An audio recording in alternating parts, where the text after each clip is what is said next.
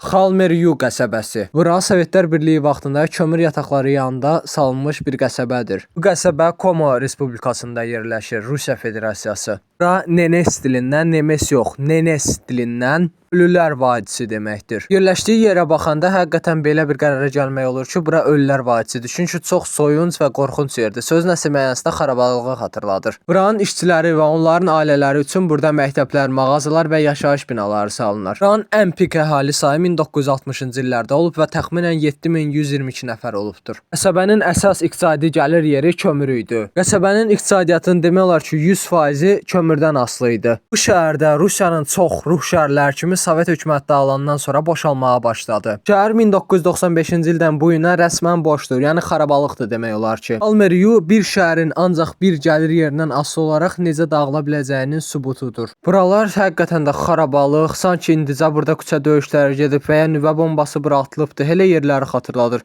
Çox qorxunc yerlərdir. Burada qorxu filmləri çəkmək olar rahatçılıqla. Bura ruh şəhəridir və həyatın necə dayandığını göstərir həm də.